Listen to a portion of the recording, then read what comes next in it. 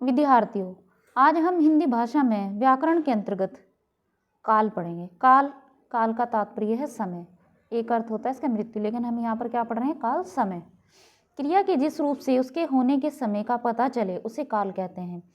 क्रिया के होने के समय का जब पता चलता है उसे काल कहते हैं। काल के भेद। काल के 3 भेद होते हैं। भूतकाल, क्रिया का वह रूप जिससे कार्य के बीते हुए समय में समाप्त होने का बोध होता है, अर्थात जो क्रिया हो चुकी उसे भूतकाल कहते हैं। जैसे सबने कपड़े बदल लिए, अर्थात सभी ने कपड़े धो लिए, इस तरह से वाक्य देख सकते हैं। भूतकाल के 6 भेद होते हैं। भूतकाल के भी 6 उपभेद भी बोलते हैं इनको। सामान्य भूतकाल, क्रिया के जिस रूप से काम का बीते हुए समय में होना पाया जाए उसे सामान्य भूतकाल कहते हैं। जैसे मदन ने निबंध लिखा, ठीक है, सामान्य भूतकाल है। आसन्न भूतकाल, जहाँ क्रिया भूतकाल में प्रारंभ होकर वर्तमान काल के निकट ही समाप्त हुई है उसे आसन्न भूतकाल कहते हैं। जैसे रमेश अभी आया है, ठीक है, भूतकाल में ही है लेकिन आसन्न भूतकाल है। पूर्ण भूतकाल, जहाँ क्रिया के रूप से यह पता चलता है कि कार्य भूतकाल में पूरा हो गया था, पूर्ण भूतकाल कहलाता है। ठीक है, जैसे वर्षा हुई थी मतलब हो गई थी, इस बारे में पूर्ण जानकारी हमें प्राप्त हो रही है। अपूर्ण भूतकाल, जहाँ क्रिया भूतकाल में हो रही थी पर उसकी समाप्ति अभी हुई अथवा नहीं का बोध न हो, वहाँ अपूर्ण भूतकाल होता है। देखिए, नहीं का बोध न हो, ठीक है। मनीष छत पर पतंग उड़ा रहा था, अर्थात ये क्या हुआ? ये क्रिया भी चल रही थी, अपूर्ण है।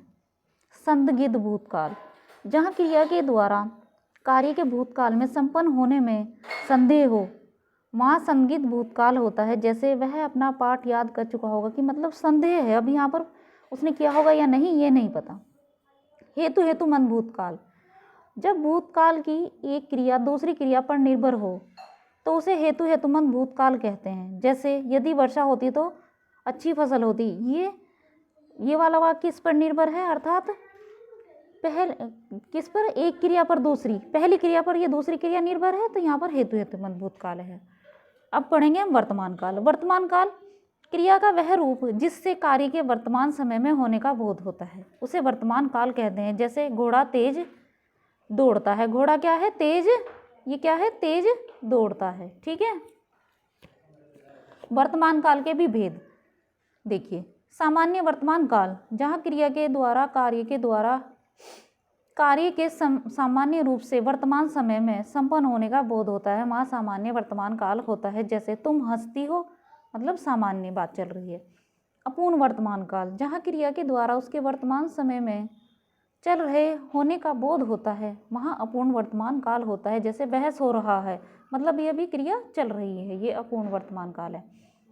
संदिग्ध वर्तमान काल, जहाँ क्रिया के द्वारा कार्य के वर्तमान समय में संपन्न होने में संदेह का बोध होता है, वहाँ संदिग्ध वर्तमान काल होता है। जैसे गोर सो रहा होगा, मतलब ये संदिग्ध है, अभी वर्तमान काल की बात चल रही है लेकिन संदिग्ध है।